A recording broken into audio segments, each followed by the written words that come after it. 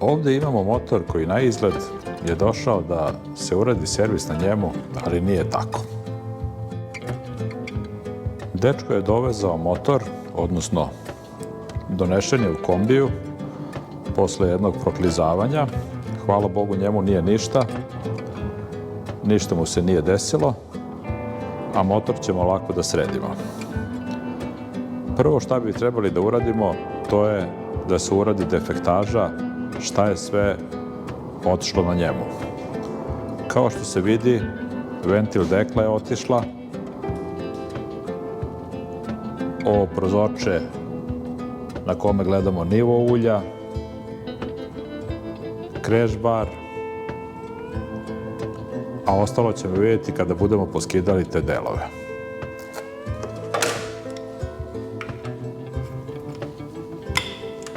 Prvo što ću da uradim, ispustit ću ostatak ulja koje je ostalo u motoru, koje nije isurelo kroz ovu polomljenu ventil deklu.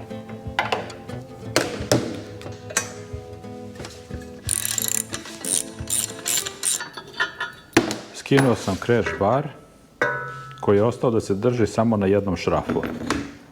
Dva šrafa su pukla. Mislim da šteta ne bi bila velika da je crash bar odradio svoj posao. A nije odradio zato što ovi otvori trebali su da imaju jednu cev koja ih spaja. Takođe je otkinulo i deo bloka gde je urezan navoj. Ventil dekla izgleda ovako. Sada ću početi da rasturam.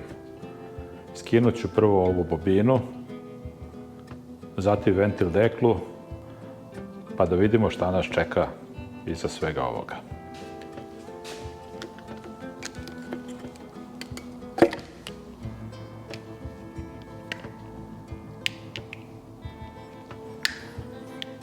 Bobina mi deluje čitava, što je dobro.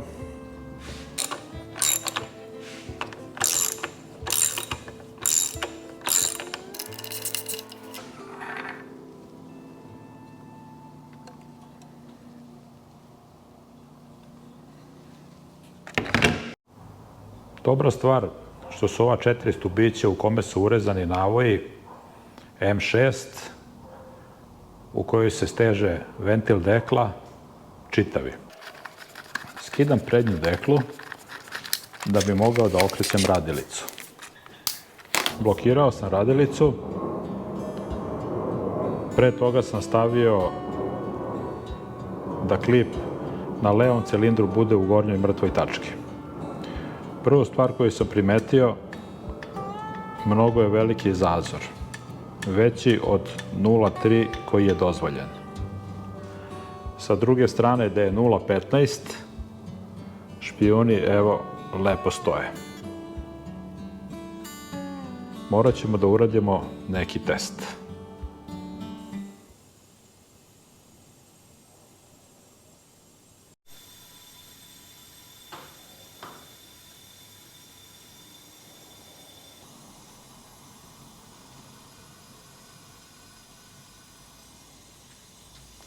Sada kada sam uradio test propusnosti ili curenja, ustanovio sam da duva pored izduvnih ventila, što se čulo na auspuhu motora, a osjetilo se i blago strujenje vazduha.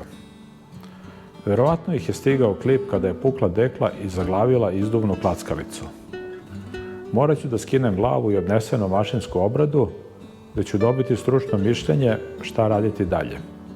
Verovatno će trebati novi ventili i nove gumice ventila.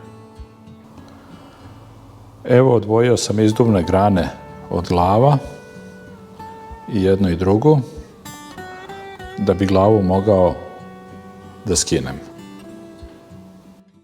Prvo skidam benzinsku diznu, zatim šelne, onda skidam jack sa throttle position senzora, skidam gumenu cev,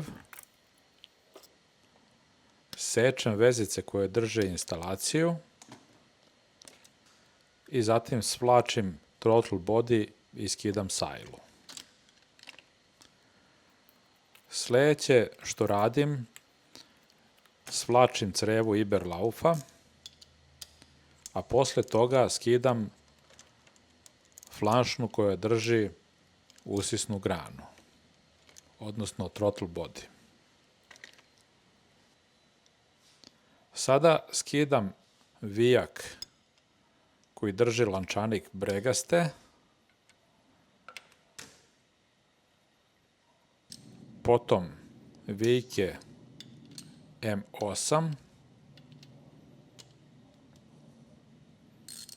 nakon toga skidam matice M10 koje su na brezonima, koje drže glavu i cilindar. Skidam 4 vijka sa čela M6. A potom skidam usisne klackalice, a onda izduvne klackalice.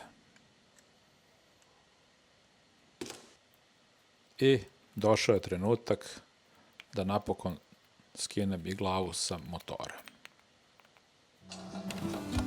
Evo ovdje se vide tačno otisci. Tu i tu. Gde su ventili udarili o čelo klipa. I samim tim ih i malo pokrivili. Zato smo imali ono duvanje na izduvnim ventilima. Ovdje je oštećen jedan brezon i pokrivljen je malo, tako da će morati i on da se zameni. Jer sila stezanja je malo veća, pa ne bi smeo da rizikujem da to ostavim ovako. Sada kada je glava skinuta, pripremljena je za nošenje kod majstora, a ostale delove ću da operem, prekontrolišem i vidim da nema još nekih oštećenja. Pre nego što sam odneo glavu kod majstora, hteo sam da se uverim da li su ventili zaista krivi. Skinuo sam ih, stavio u mašinu, postavio komparater. Evo sad ću da počnem da okrećem ventil da se vidi koliko je bacanja. Evo, on baca skoro 900. Što je po meni poprilično puno i da je to uzročnik lošeg naleganja ventila na sic, što nam je pokazao i onaj test propusnosti. Prošle nedelje sam odneo glavu na mašinsku obradu i danas me je pozvao majstor da mi kaže da mora da se zamene oba izduvna ventila. Sve ostalo na glavi je u redu, ali zbog ove havarije oni su pokrivljeni i moraju da se menjaju. Malo sam pročistio ovaj navoj na brezonu i uvrnuo sam ove dve produžene matice i sada ću da pokušam da odvrnem brezon. Produženim okastim ključem popuštam brezon. Zatim drugom stranom tog istog ključa, koji ima krckalicu na sebi, ubrzavam proces odvrtanja. Sljedeća stvar koju ću da uradim je vađenje ovog slovljenog prozorčeta.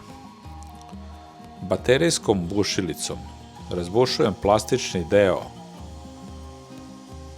a posle toga uzimam šrafciger i skidam prstenasti osigurač koji osigurava prozorče da ne ispadne iz svog ležišta. Alatom za skidanje semeringa skidam ostatke ovog prozorčeta, jer se on nabija i skida kao i svaki drugi semering. Čistim ležište, zatim podmazujem mašću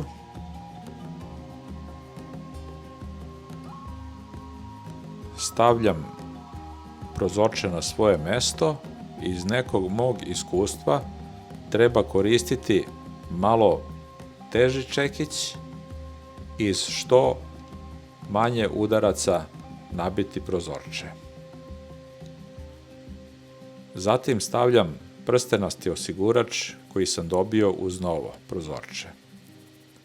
Evo kako to izgleda sada.